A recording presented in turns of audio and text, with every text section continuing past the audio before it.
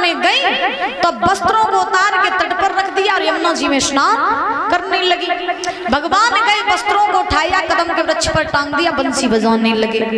गोपियां स्नान करके जब बाहर आई, देखा वस्त्र नहीं है, तो सोचने लगी वस्त्र कहाँ चले गए। तो लज्जा की वजह से फिर जल में घुस गई। अब एक बोली, बेना काम सिर्फ कन्हैया को है, वही आओ है, वही वस्त्र लेके चलो गो।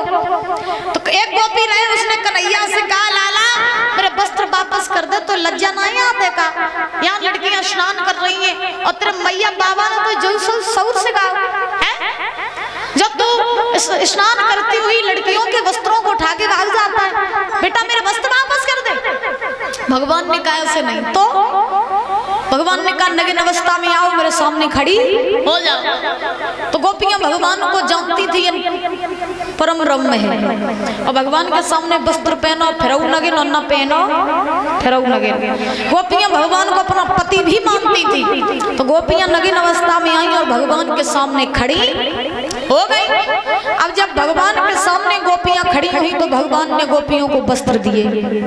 वस्त्र देकर के भगवान ने गोपियों से कहा, ये लो अपने वस्त्र पहन लो। गोपियों ने वस्त्र पहने। परीक्षित जी कहा, गोपियों ने जब तुम्हें वस्त्र दे नहीं थे फिर लिए ही क्यों?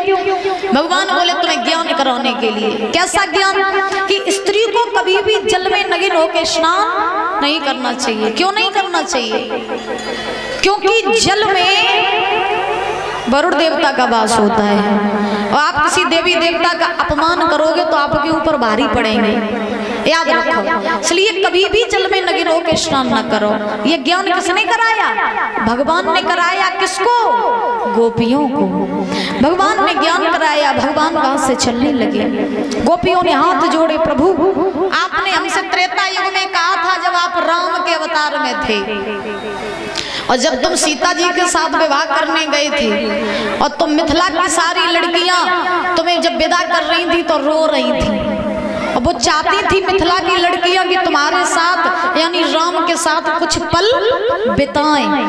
तब तुमने कहा था त्रेता युग में कि अभी त्रेता में तो हम मर्यादा में हैं, अपनी पत्नी को देखे छोड़ के किसी दूसरे की तरफ देखेंगे नहीं, इसलिए हम तुम्हारे साथ समय नहीं बिता सकते।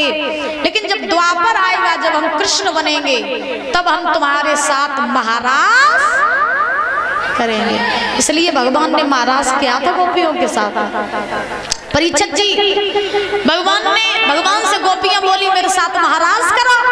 भगवान ने कहा करेंगे, लेकिन अभी नहीं, जब सही समय आएगा तब। अभी तुम अपने अपने घर जाओ।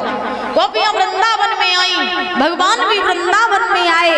भगवान ने योग माया को बुलाया, और योग माया को बुला करके कहा कि हे योग माया चली जाओ और जा करके यमुना के किनारे सुंदर सी जगह बनाए आओ। तो भगवान ने जवाब दिया है, योग माया से कहा यमुना किनारे सुंदर जगह को बनाओगी, कर सकता लौट पास में आओगी। सखियों के साथ अभी खेलेगा श्याम करने हो।